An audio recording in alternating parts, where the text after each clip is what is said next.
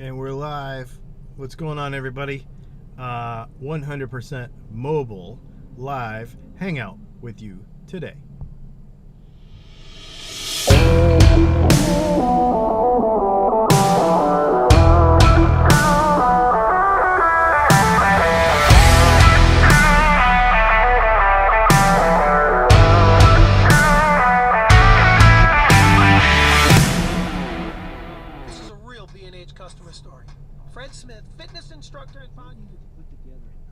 Turn my volume down and turn the stereo off in the Jeep.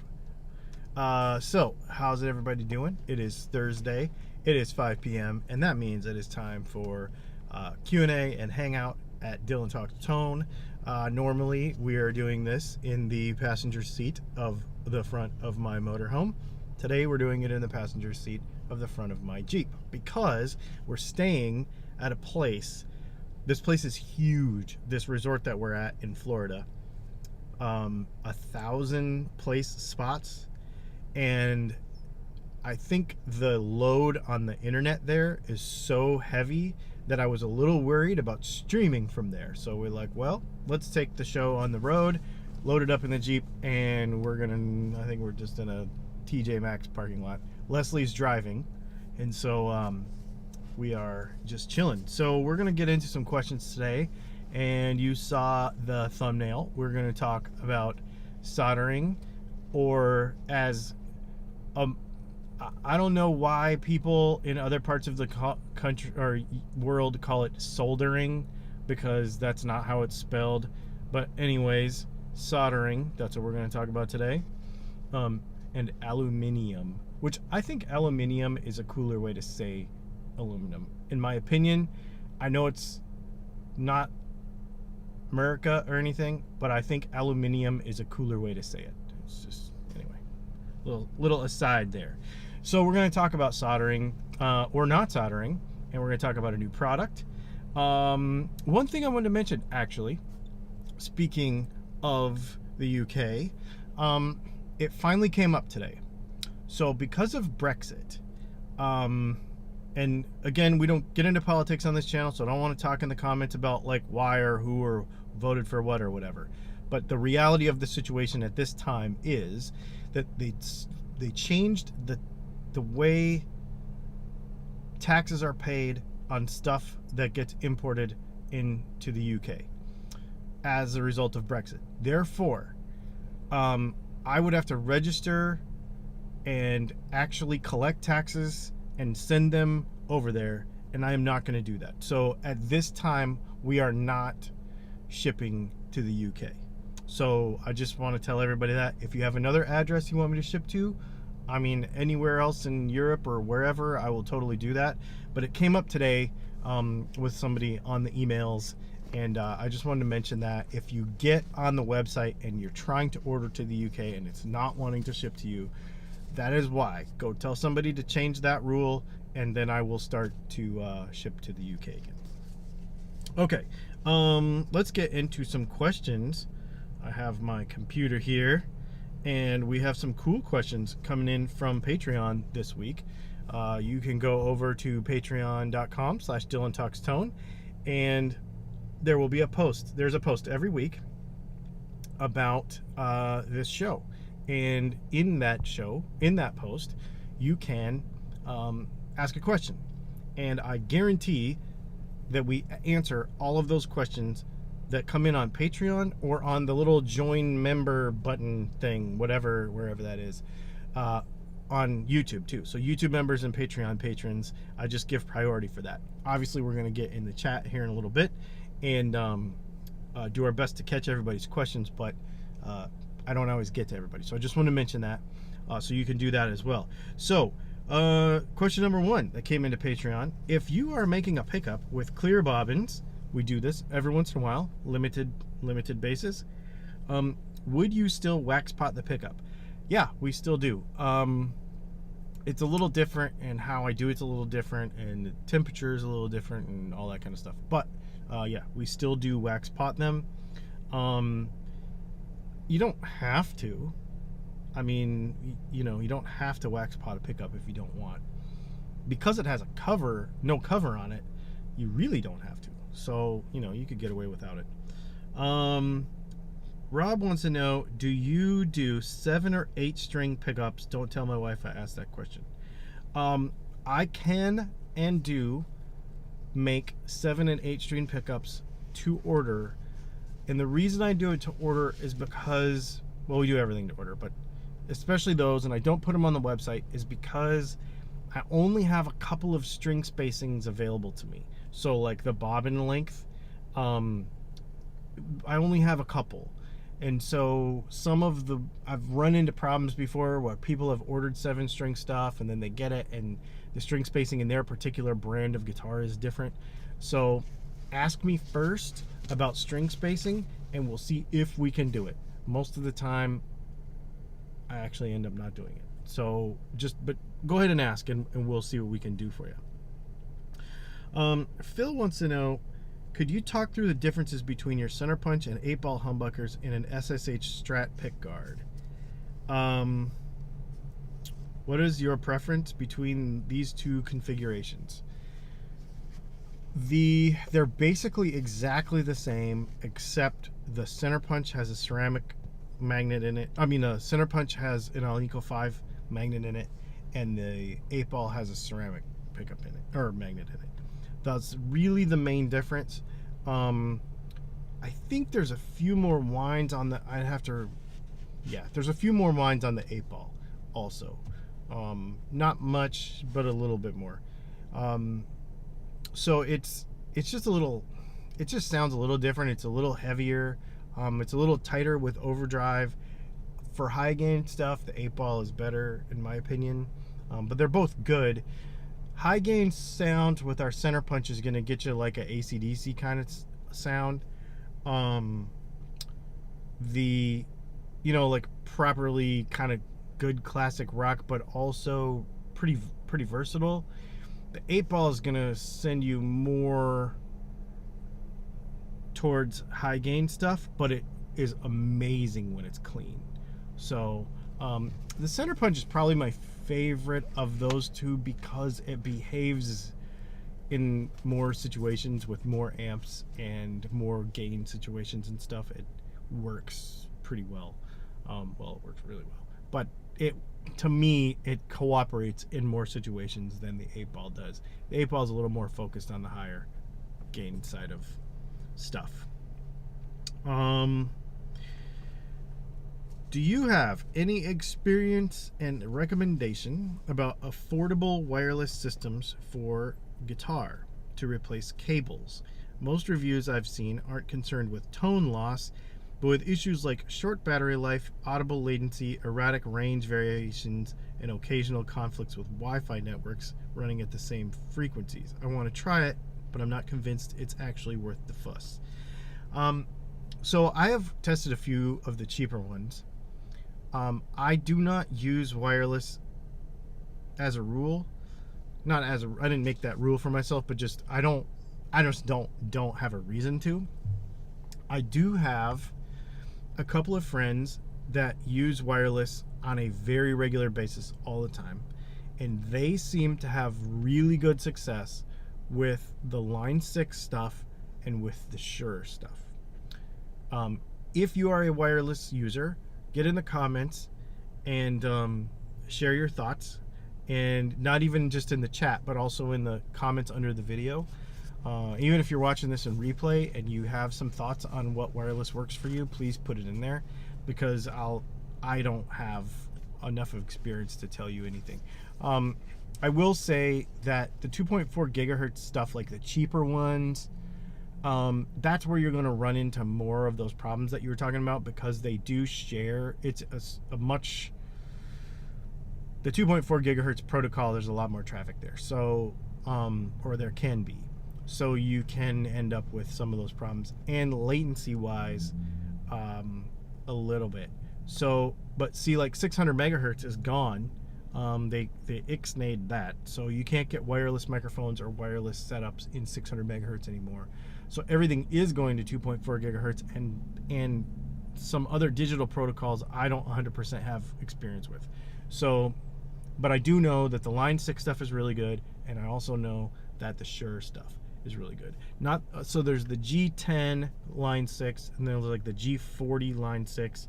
Like that stuff is pretty cool, and it's not really that expensive, I don't think. Yeah, so that's what I have on that. And let's go over here to our other one. Oh, and this is actually a soldering question, so this is a good segue into that. Unless we have some questions down there that we need to get to right away. What types of soldering iron tips do we keep on hand? Should we keep on hand for repairs on other projects?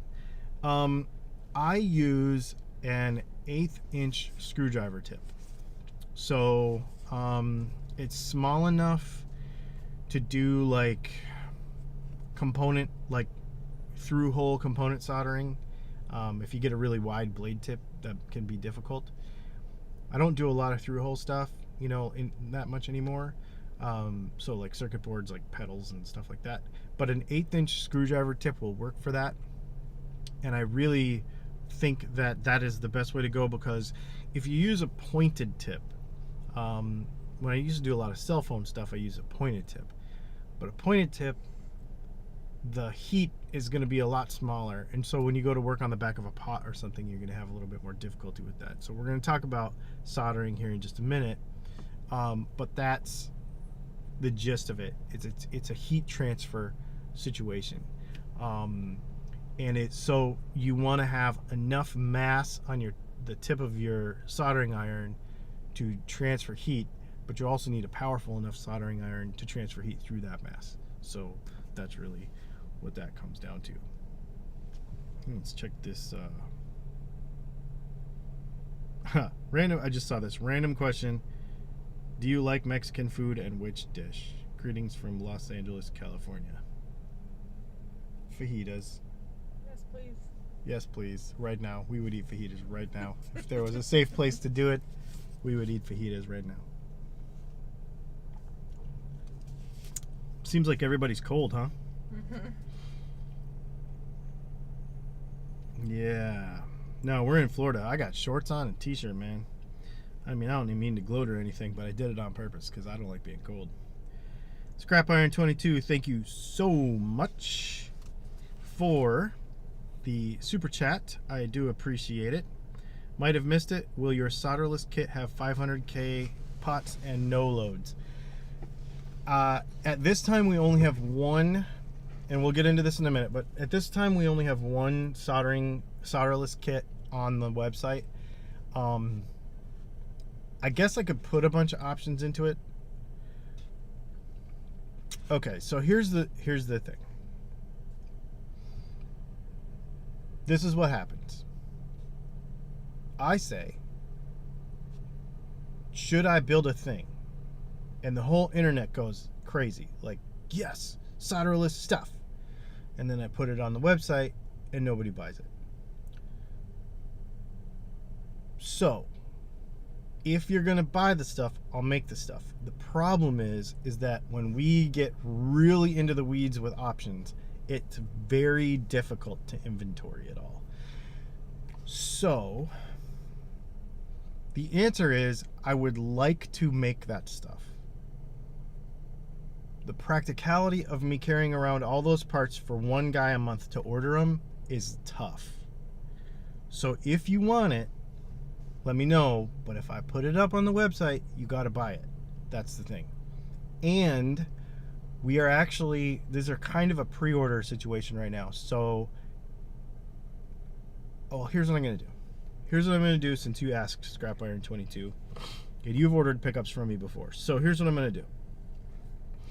Tonight and tomorrow morning, I am going to put on the website all the options that I think people would want. 250, 500, no load and loaded pots, and probably a couple of capacitor choices. And then what we're going to do is I'm basically going to do this as a 2-week pre-order, if that makes sense. and see how many of them sell, and then we're going to use that couple weeks to decide what we keep on the website. That's basically what I'm going to do. So because I have to, you know, in our life, I have to keep everything.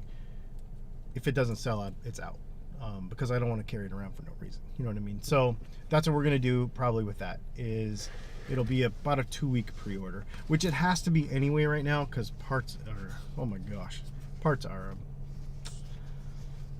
it's crazy. So COVID did not, has not for the most part affected like the ability to get inventory and parts and stuff. Now, guitar building, big time. It was a huge pain in the butt. Took me forever to get stuff done. I have this guitar that I'm just now finishing, and it took forever to get it done. But pickup parts and stuff for the last year have been no issue. Like, everything's been fine, and we've been really busy, and it's been good, and it's totally been fine until about 3 weeks ago. So I don't know if something caught up to something, but man, all of a sudden parts are a very big deal. So that's one of the reasons why I'm trying to minimize what we do. But I will put it all up there, and we will do a pre-order on it. Thank you for the super chat, scrap-iron-22. Let's see. Are you doing a Gibson kit with the option of going from 50s to 60s wiring? I think, okay, so we're going to get into this now. Okay, apparently everybody wants to know about solderless stuff. That's what the thumbnail is. So first of all, let's talk about soldering. We're going to talk about the solderless stuff in a minute, but I want to talk about soldering first, because people are really scared of it. They're really not scared of it, but like, oh, I don't want to get into that, or it's a whole nother thing I have to learn. Am I going to be good at it? Is it going to look like crap? Okay, it's not that hard to do. There's a couple of things you need to know. It's not welding, okay? It's a chemical thing that takes heat transfer. And so basically you're just trying to put heat into two items and then introduce some solder, and then it flows across to both those items, and boom, you have a good solder joint. That's the short version.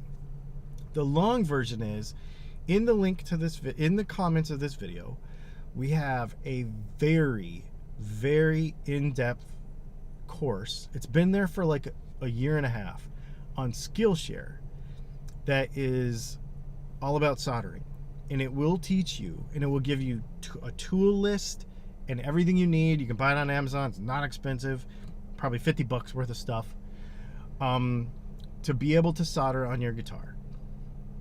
And it gets really in depth. It explains the process, because you're not welding. Everybody thinks you're melting things together, but you're not actually doing that. It's actually a chemical reaction that you're causing to happen. Anyway, that course gets into that. Once you can visualize and understand what you're doing, it will make a bunch more sense. And then there are like some exercises and stuff, and you will have the basics of soldering down by the time you get this thing done.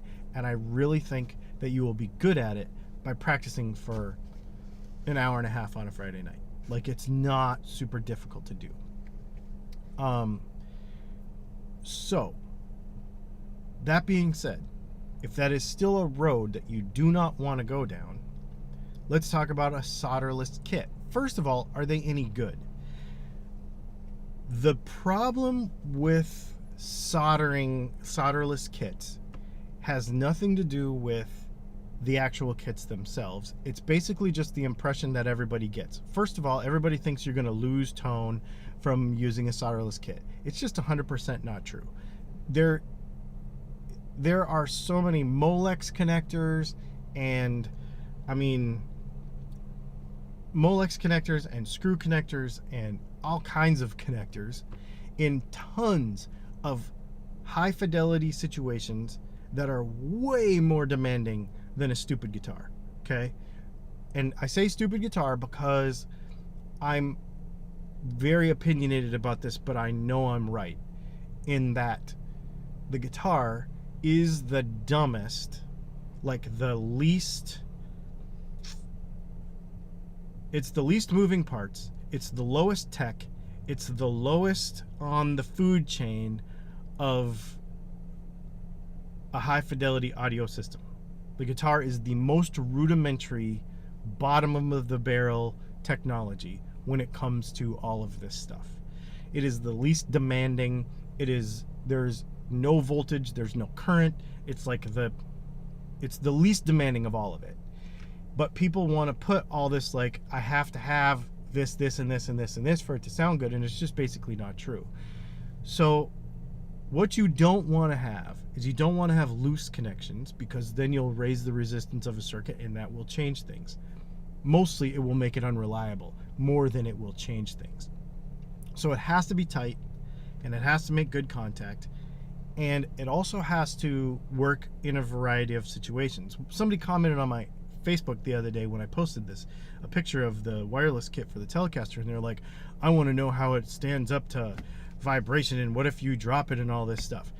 Okay, the connectors that you see in the thumbnail of this video right now, or in the link below when you go to the website, are in aircraft, they're in ships, they're in stereos, they're in cars, they're in everywhere that is way more demanding than a guitar. Way more. As long as you put the wire in and you screw it down tight, it will be fine. It will make good contact. It will not corrode unless you leave your guitar outside, but nobody leaves their guitar out. That's another one. What if it corrodes? Well, who leaves their guitar out in the rain? If you leave your guitar out in the rain, you got way more problems than just connectors corroding. I would say that if you do not know how to solder, or if you have difficulty soldering, you are better off with solderless connectors than a bad solder. A bad solder will be way worse in your guitar than these connectors. So they're super reliable, and they work really good. And they're not cheap, but I got good ones. That was the thing. Like, that's why it took me a while to come out with all this stuff, because I was trying to find connectors that worked. I mean, that and fit, that had to fit in there. Somebody asked about a Gibson set. I am probably not going to do Gibson wiring, because I did it before and nobody bought it, so I'm not going to do it. There's a bunch of good people out there that do Gibson wiring. Jersey Shore Guitar Garage, 920D, like a bunch of people that do pretty good Gibson wiring. As far as the 50s to 60s wiring, 50s versus modern wiring, I don't like 50s wiring. I think I talked about this in our last live stream. I don't like how it interacts the tone. It lets the tone knob have too much of an influence. It sounds stupid. Lets the tone knob have too much of an influence on the tone when you're using it interactively with the volume, if that makes sense. And I don't like that. I like them to work separately from each other. And on a 2-pickup guitar with 50s wiring especially, I don't like that interactiveness. And a lot of people do, but I don't. And I don't usually make stuff I don't like. So, however, the Tele stuff I think is gonna be 50s wiring, and I have to do it. Actually, yeah. So the 50s wiring, the Tele has to be 50s wiring because of the way the thing works, the way it's set up on the pot. As far as, what did somebody else ask? I think the problem on Gibsons is the lack of space to work. So here's what you do with that. I'll give you a tip for that. You're right, it sucks to work in there. So here's what you do. Make yourself a template out of a piece of cardboard. Basically just put it on the top of the guitar and like press it down on top of the knobs so you know where the holes are. And then punch holes in a piece of cardboard or, some kind of harder something. And and build the circuit outside the guitar. Build the entire circuit outside the guitar. Now on a Les Paul, you have to ground all the pots separately, right? And so you use like a hard piece of wire, or like jeweler's wire or something, and you run that ground wire all the way around. So then when you take it out of your little template that you made with cardboard, it will hold that shape, and then you just slide the whole thing in the guitar, and all you have to hook up is the pickups. So if you make the whole circuit as much as you can outside the guitar first and then put it in there, it works awesome. That's what we do with the tele stuff too. I actually have a template that I build the whole circuit on the template before I install it in the guitar. So it gives you way more room. Build everything outside the guitar. Now Strat is different because the whole thing is outside the guitar. So I just build the Strat on the pick guard, and then it's fine. Tomorrow's video, you will see me building a circuit. Tomorrow's vlog, you will see me building a circuit on a pick guard, and that's the easiest way to do it. We are gonna have a solderless Strat setup also. It hit me the other day how to do it. The challenge with the Strat is the wires that go from the output jack, you have to hook up somehow, and they have to go through the little hole. But I figured out that we're just going to do it backwards. So anyway, I've got that figured out. So now we're going to do solderless loaded Strat pick guards too, which is really, really cool.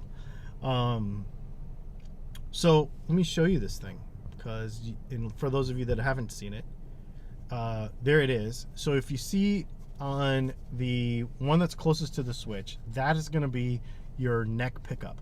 And the way it's going to work is see how there's 3 holes, and I'm going to mark these. This is the prototype. I'm going to mark these a little bit different, but basically the hole closest to us on the one with 3, that's positive, and then the other 2 are grounds. So you put the positive for the neck pickup there, you put the ground for the neck pickup there, and then you put your chassis ground, like the one that comes from underneath the bridge, goes in that 3rd hole. And then the other one that's on the top of the tone pot, that's just your bridge pickup, and you just hook it up to that. So basically you slide the wires in, and you tighten up the screws, and boom, you're done. It will literally take you probably 5 minutes to install a set of pickups in your guitar with this setup, and it will work awesome. Yeah, I dig it a lot. Let's see.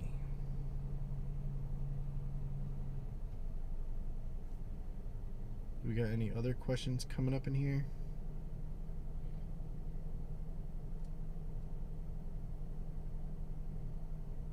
I'm so bad at soldering.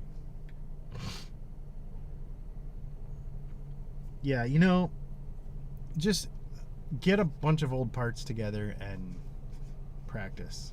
And what I would say is the biggest thing that people don't do when they're soldering, that presents the most problem, is they don't use enough heat. I solder at 700 degrees, which a lot of people think that's too hot, but I also get it done quick, and it also works every time, and you don't have cold solders. The biggest thing about soldering is to get heat into both items at the same time. What that means is that the soldering iron has to be touching the wire that you're soldering and let's say the eyelet on the pot that you're soldering it to. The other thing that is heat and motion. The thing cannot move at all. So somebody mentioned helping hands earlier, or something like that. Basically, I just take the wire and I stick it in there and I wedge it to one side so that it can't move. If it wiggles at all, you're going to have a bad solder. So enough heat and making sure that stuff does not move, period. That is the 2 things. And you don't have to be afraid of burning stuff, except for like humbucker wires and stuff. So like a humbucker wire, I would just tin the wire first before I tried to solder it to anything. because the solder itself will transfer heat better than the wire it will by itself.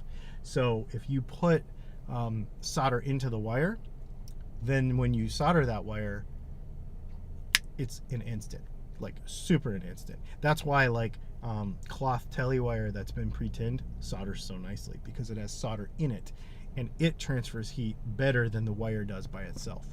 So put solder wherever you're on all the pieces first, then put them together, touch them together, and it'll go a lot better, because that heat transfer will happen between the items. The biggest thing is, basically the way soldering works is it's more or less a chemical reaction. When the heat, what you're doing is how do I explain it? Have you ever seen that experiment where they take two pieces of metal, like take a bar of gold and a bar of silver, and they'll machine one side of each of them, and they'll put them together, and they'll clamp them together, and they'll leave them like that for a really long time, and then when they try to take them apart, they either won't come apart or they'll break apart, and you'll see pieces of gold in the silver side and you'll see pieces of silver in the gold side.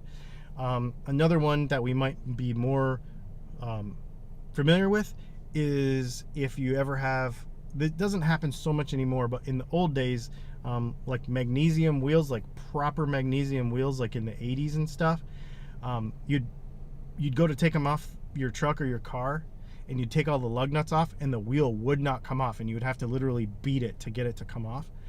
What has happened is molecules from this metal have migrated into the other side of that other metal, and they've bonded together. That's what you're doing when you solder. So you're basically creating a mechanical bond, but what's happening is you're getting molecules to cross over into each other and bond. You're not melting it together like welding is, but you're just trying to get those molecules to cross over into each other, and that's what basically the solder goes into the wire, the solder goes into the metal of the back of the pot, and then when you put them together, everything comes together. That's how it works. But that's also why you have to have good heat into both sides at the same time for that to work. If you can't get something to stick, it just means you don't have heat in one side or the other. So anyway, that course, it's in the description of this video. It's a Skillshare course, so if you're already a Skillshare member, you can go watch it for free. And if you're not a Skillshare member, I think there's a couple of months free or something. If you click that link, there's a discount on it. And if you already know how to solder, go get Skillshare anyway, because it helps out the channel, and there's all kinds of other cool stuff on Skillshare. So there's my little plug for Skillshare. Let's see. Oops, hang on. I lost my spot. Making a mechanical connection with the loop of wire into the eyelet to hold it in place can also help for beginners if they don't want to pre-tin. So a lot of people say that the mechanical loop, like bring it in and then like curl it over or something. Yes, it can help. However, a good solder joint does not require a mechanical loop. I know people will get in the comments and say stuff about that, but you can swing my parts around by the wires like this and they will never come out. They will never break. And they're serviceable in the future. If you put the wire through there and it's got a loop in it, it will be an absolute pain in the butt to get it out of there when you have to go replace that pot. If that pot fails, or if something fails and you got to go in there and replace it. If you have a loop in it, it is almost impossible. You end up having to clip it, and then that wire will be too short, and then you have to get another wire. So I don't actually loop things around, because I don't like to just like, well, I don't like to tie knots and strings on tuning pegs. You know what I mean? Like, it's for serviceability in the future. And if the soldering joint is good, then you're not suffering. You're not worried about that anyway. It'll still be good. The other thing people constantly want to get, like on my other videos about soldering, that you sand the back of a pot. Well, okay, no. And a lot of people want to use plumber's flux, which just makes a mess. If you use rosin core solder, the flux is built into the solder and it is enough flux to do the job.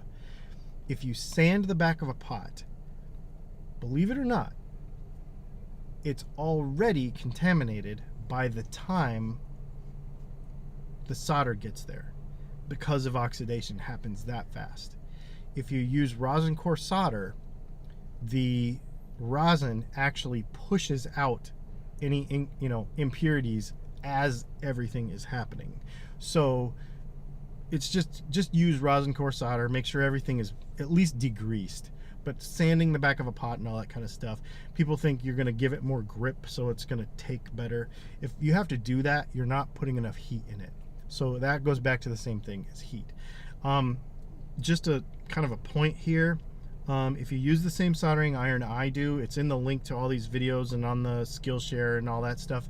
That $40 Weller one from Amazon, you see it in all my videos. It's 40 bucks. I put that on 3.5, and I use every day. I don't ever move it off of 3.5. Every once in a while, I'll kick it up to 4 if I am trying to unsolder something really old, like take a pickup cover off of a humbucker that is not mine, like it's something really old. Maybe you'll have to heat it up a little bit more, but 3.5 all the time, man. Works awesome.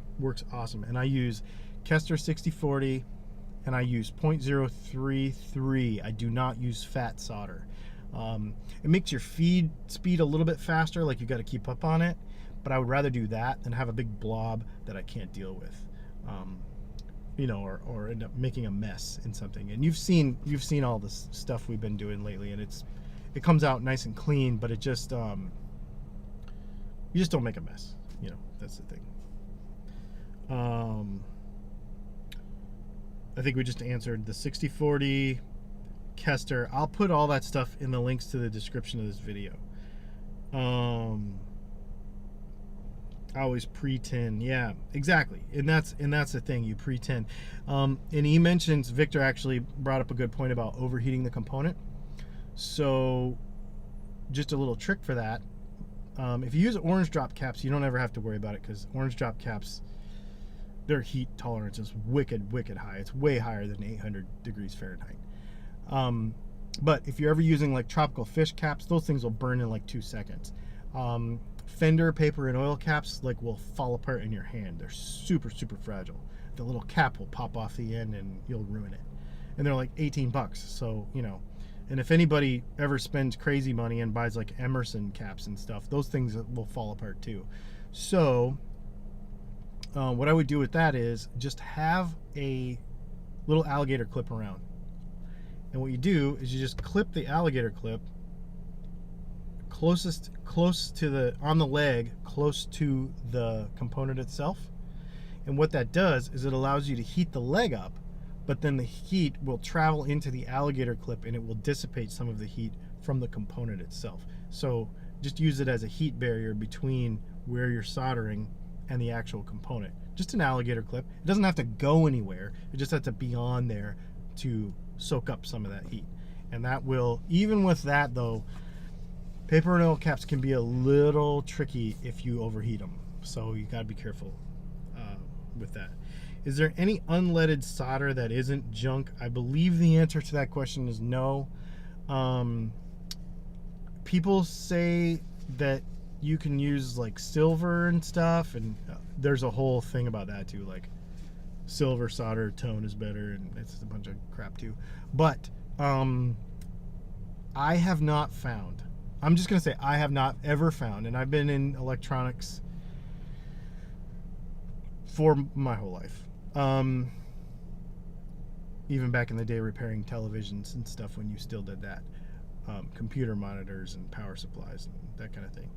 I've never found a solder that didn't have lead in it that was any good. That being said, I don't know what is going on. Like, am I going to die of something from doing this my entire life? I don't know. But use a good ventilated area.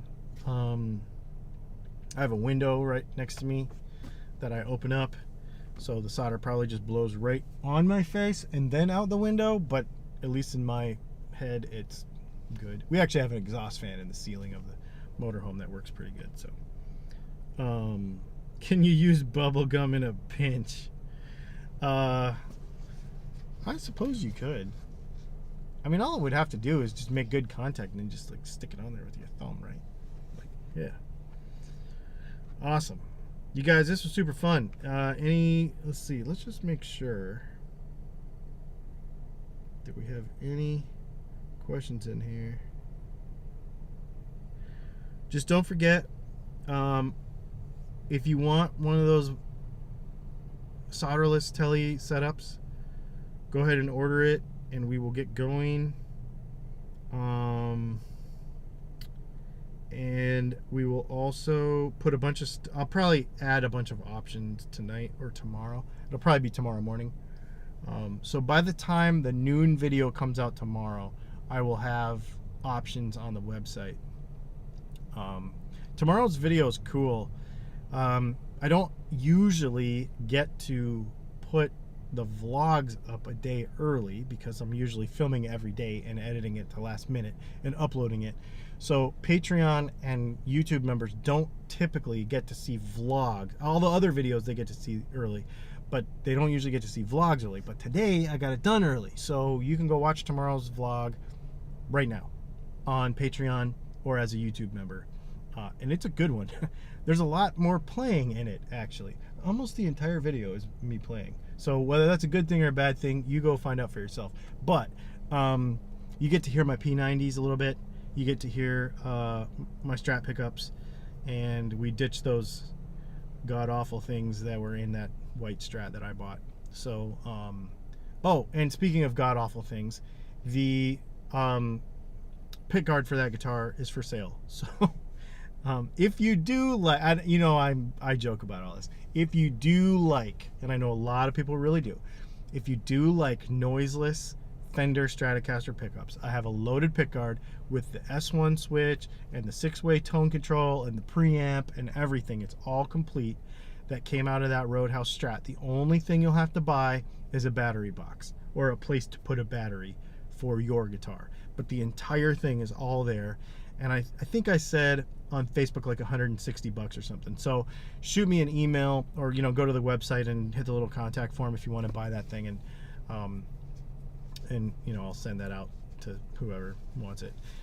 Because I mean, they are cool, they are good, and that thing's neat. It has a neat functions to it. I just wanted a normal traditional Strat thing. Plus I wanted to be able to show off our stuff. So that pick guard is going to stay in there for a while. The single with Dylan Pickups Classic 5s is going to stay in there for a while.